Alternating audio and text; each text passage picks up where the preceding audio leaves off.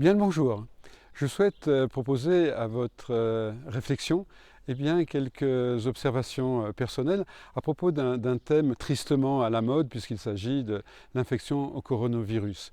Et en fouillant toutes ces informations, il m'est apparu quelques petits détails, quelques petites choses complètement étranges et je voudrais amener ça à votre réflexion.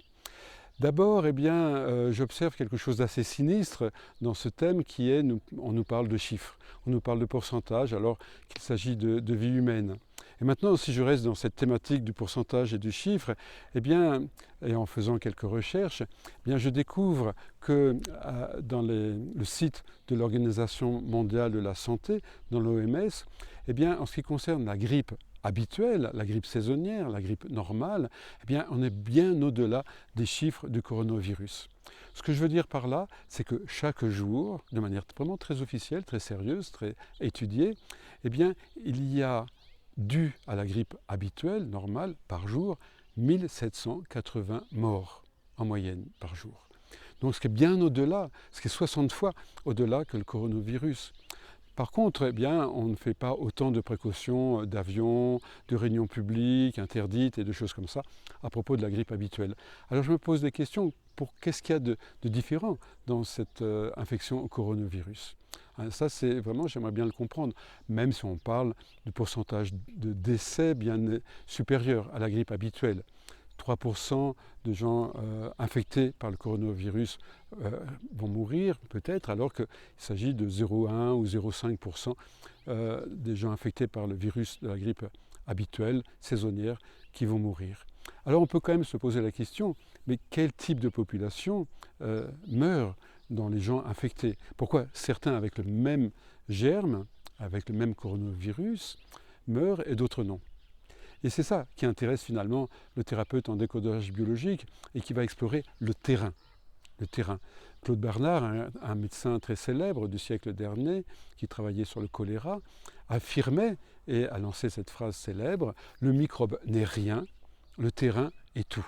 C'est bien là le sujet du décodage biologique, d'aller voir dans l'histoire de l'individu qu'est-ce qui fait que j'attrape ce germe, qu'est-ce qui fait que j'en tombe malade et qu'est-ce qui fait que je vais en mourir peut-être. Ce sont tous les conflits, ce sont toute l'histoire, ce sont tous ces programmes biologiques qui s'expriment dans telle ou telle partie du corps. C'est là l'étude du décodage. Maintenant, je me pose d'autres questions. Lorsque j'apprends qu'en Slovaquie, il y a la grippe habituelle qui, en une semaine, une dernière semaine de février, va atteindre 5000 personnes, et d'une façon très virulente, très grave, mais qu'en même temps, cela n'est pas relégué par les médias, cela n'intéresse personne. Là aussi, je me pose une question. Pourquoi tant d'attention sur le coronavirus? Pourquoi tant de démarches sanitaires, même si au passage, nous pouvons remercier tous ces chercheurs qui veulent la santé de leurs prochains, tous ces chercheurs sur les virus, sur les microbes, sur le pourquoi, le ceci, le cela, sur la propagation. Donc ça, c'est une bonne chose, cela évidemment va sans dire. Mais maintenant, pourquoi est-ce qu'il y a ces mesures pour le coronavirus et il n'y a pas les mêmes mesures pour les autres germes qui sont plus graves, encore une fois?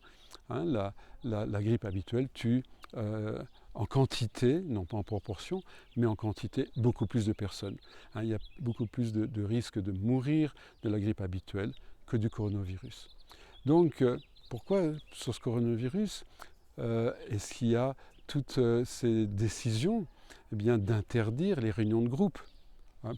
Interdit plus de 5000 personnes dans un lieu fermé, interdit également de manière indirecte les réunions dans la rue, les manifestations ou les choses comme ça. Pourquoi et qui cela arrange-t-il au fond? Je n'ai pas de réponse, je vous pose juste la question. Pourquoi il y a ce blocus sur l'économie et les produits d'exportation chinoise? Et qui cela arrange-t-il en ce moment? C'est juste des questions qui me viennent. Et pourquoi autant de parano, d'inquiétudes qui sont ainsi répandues de par la planète et qui touchent tout le monde? Mon fils travaille dans une entreprise et un de ses collègues est allé en Espagne à un congrès. Ils étaient plusieurs milliers de personnes et c'était donc il y a quelques jours. C'était donc autorisé à ce moment-là.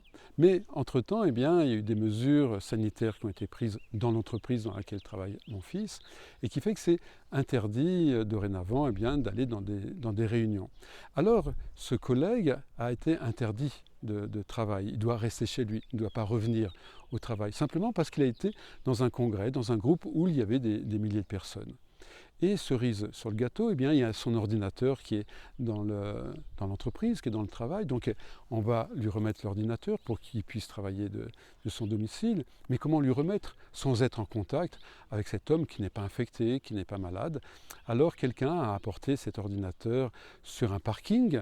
Ce collègue s'est rendu sur le parking et est resté dans sa voiture pendant que quelqu'un posait l'ordinateur sur le sol, et puis vite rejoignait sa voiture automobile, pendant que cet homme eh bien, suspect sortait de sa voiture et récupérait son ordinateur.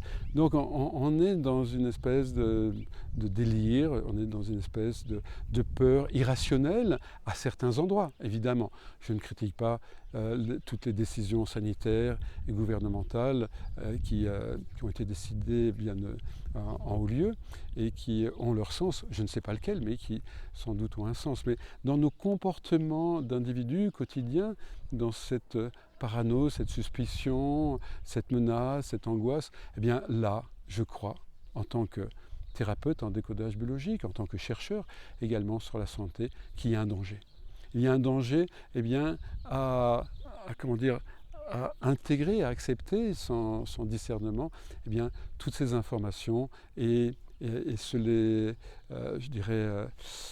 les coller à l'intérieur de soi, et cela génère donc des peurs, des angoisses, des pertes de travail, des pertes dans les relations, des pertes d'argent, et ça, bien sûr, ça s'appelle un conflit émotionnel, qui lui, par contre, peut réellement générer une maladie, puisque c'est ça l'observation depuis 25 ans du décodage biologique, le stress, l'angoisse, l'inquiétude, va donner des pathologies respiratoires. L'angoisse du futur, ça sera les sinus, la peur de la mort, ça sera les alvéoles pulmonaires, l'isolement, la séparation, ça peut donner donc des eczémas, des problèmes de muqueuse, et ça va être la conséquence néfaste de tout ce qui se passe autour du coronavirus. Donc s'il vous plaît, vous qui êtes en train de m'écouter, je vous demande de ne pas me croire sur parole, mais de réfléchir par vous-même. Car, à mon avis, eh bien, il s'agit de ça dans l'urgence de notre monde aujourd'hui. Ne laissez personne penser à votre place. Et c'est difficile, effectivement, de vérifier toutes les informations qui viennent jusqu'à nous. Donc, utilisons le bon sens pour pouvoir vivre heureux et en bonne relation avec soi, comme avec cette planète bienveillante. Merci.